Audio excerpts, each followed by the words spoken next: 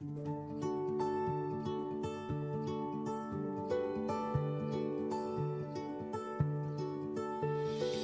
are many different kinds of clauses that we use in English. One of these is something that we call relative clauses, also known as an adjective clause.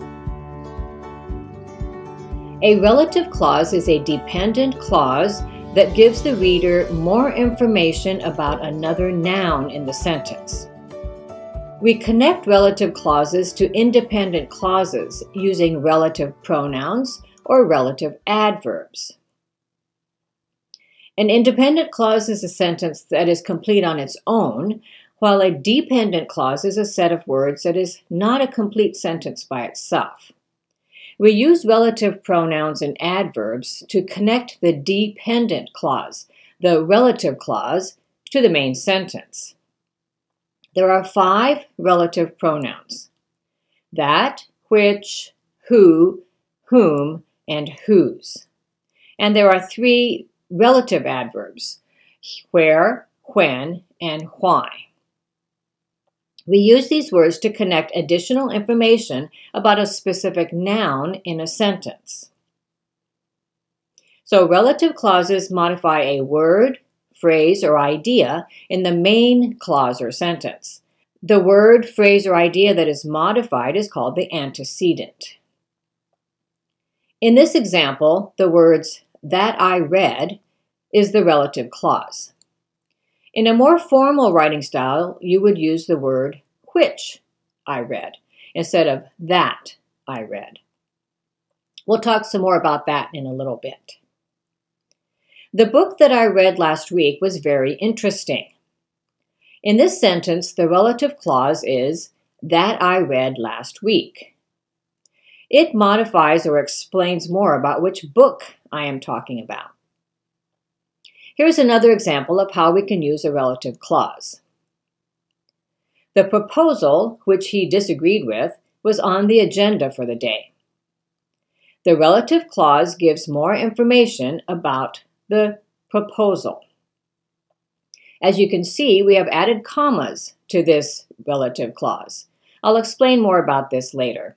But before we look at some more examples, let's look a bit more at some differences in relative clauses. There are 2 types of relative or adjective clauses. One type is something we call restrictive or defining clauses.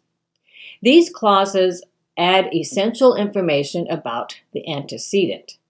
They cannot be omitted or left out from the sentence because the sentence will not have the same meaning without it.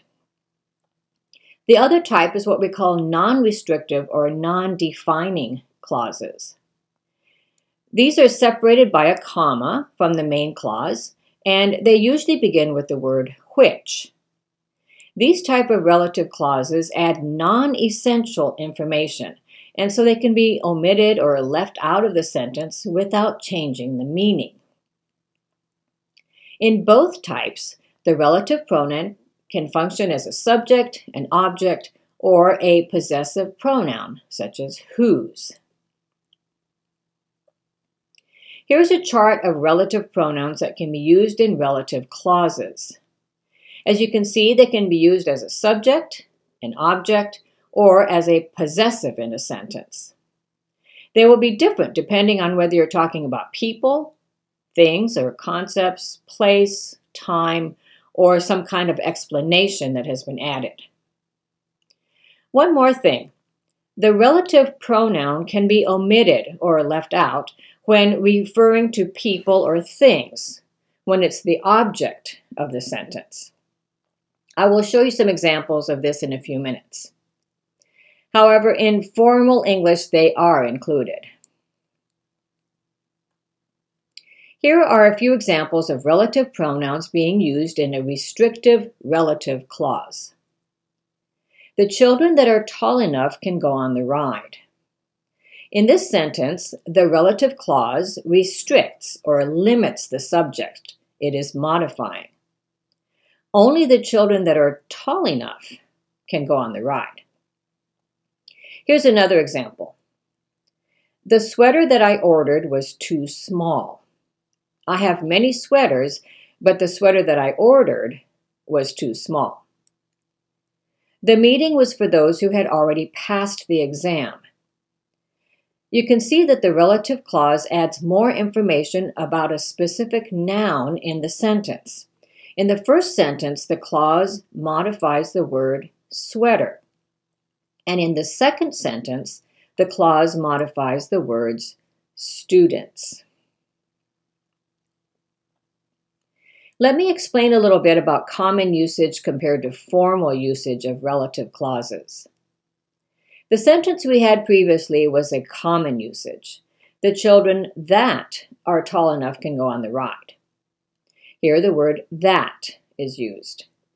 However, in formal usage, the children who are tall enough can go on the ride is used.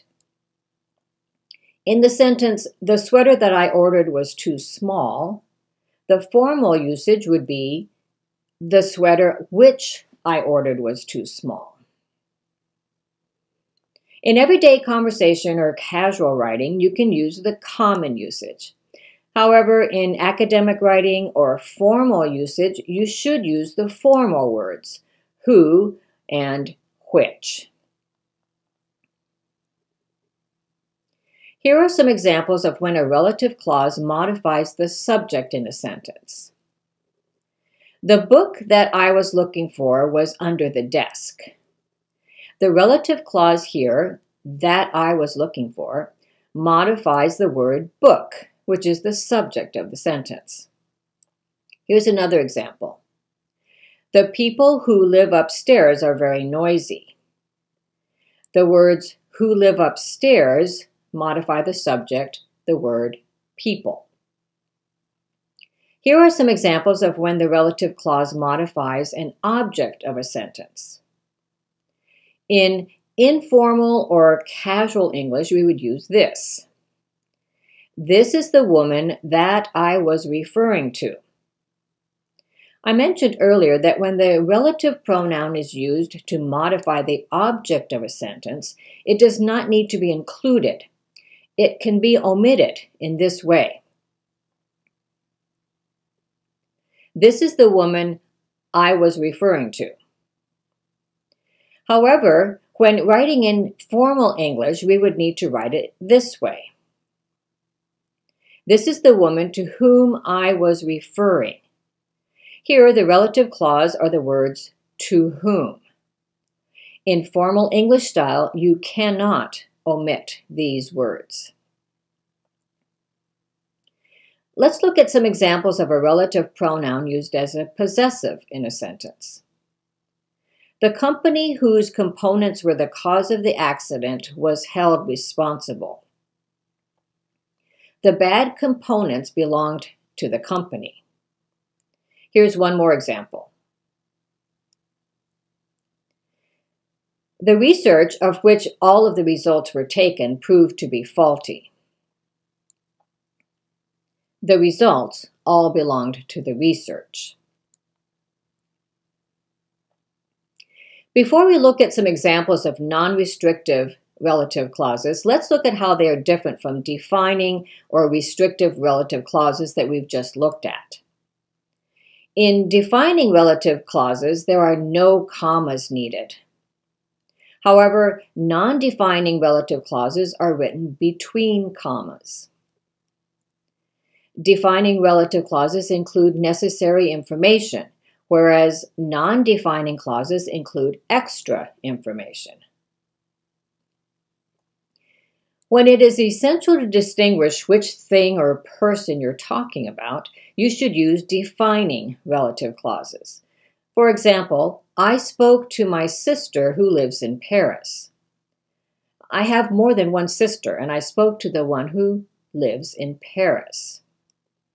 However, if I only have one sister, and I'm just adding that she lives in Paris, I should use the non-defining relative clause pattern and include commas.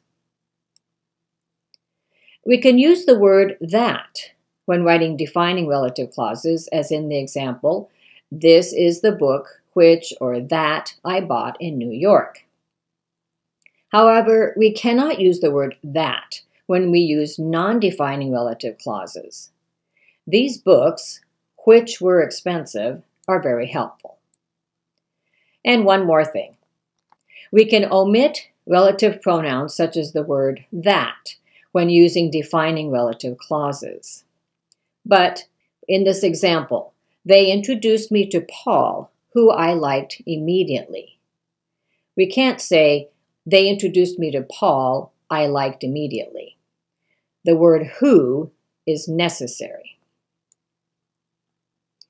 All right, so let's look at some examples of non-restrictive clauses. As we just saw, these clauses need to be separated by a comma, and they provide non-essential information about the antecedent in the main clause, so they can be left out without changing the meaning of the sentence. The painting, which she had purchased last year, hung on the wall near the entry. The relative clause here, which she had purchased last year, is additional information about the painting, but could be left out without changing the meaning of the sentence. There's only one painting that we're talking about. The university in which the exhibit was being displayed was in Boston. In which the exhibit was being displayed is the non-restrictive clause. The company president, who is from Germany, will give the speech on Tuesday. Again, there's only one company president. And one more. Susan, who had never gone skiing before, broke her arm on her first run down the slope. Now, when talking about time and place in relative clauses, use the word when you're talking about time, and use where when you're talking about places. The company made the new model available in 2020. It was the year when electric vehicles were becoming more popular. In these two sentences, the relative clause is describing the word year. We can write this sentence without the word when.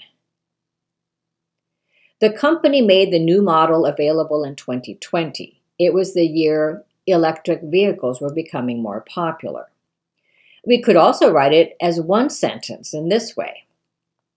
The company made the new model available in 2020 when electric vehicles were becoming more popular. Let's look at another example.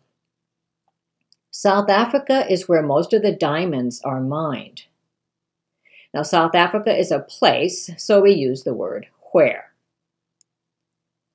South Africa, where most of the diamonds are mined, draws many tourists. Now, this is an example of a non-restrictive relative clause. In the first sentence, the clause needs to be part of the sentence, while in the second sentence, it is only information that is added to the sentence and could be omitted without changing the meaning of the sentence. However, you can see that we have used commas to separate the relative clause. The words who or whom or which with a preposition can come at the beginning or the end of the clause. Here's an example. He had a manager from whom he received instructions. The preposition here is the word from. We could write this sentence in this way as well. He had a manager whom he received instructions from. You can see that the word from has now been put at the end of the sentence. Here's another example.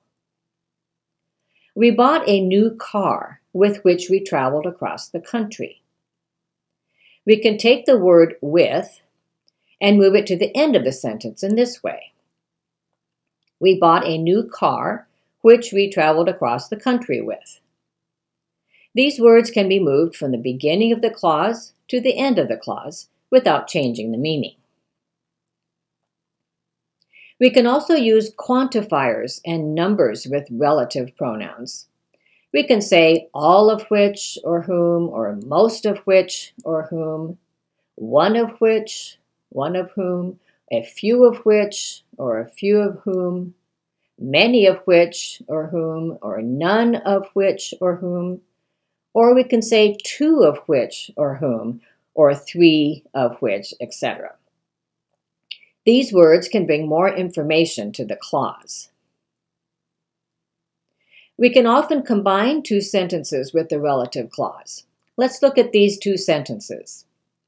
We went to Disneyland last year during summer vacation. Disneyland is in Los Angeles. We can add the information in the second sentence into the middle of the first sentence like this. Now we already have the word Disneyland in the first sentence, so we can omit that in the second sentence. And we can substitute the word which in its place. Now we have a new sentence. We went to Disneyland, which is in Los Angeles, last year during summer vacation.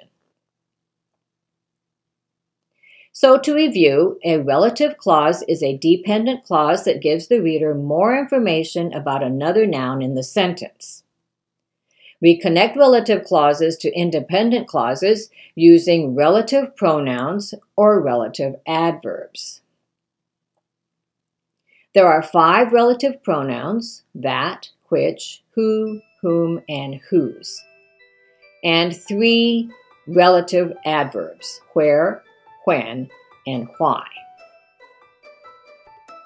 I hope you've learned a few new things about relative clauses and how to use them. If you need help with other types of phrases and clauses, I have videos about each of these that will help you to write better and clearer sentences. I hope you'll check them out. Happy writing! And be sure to check out my workbooks that are designed to be used along with these videos.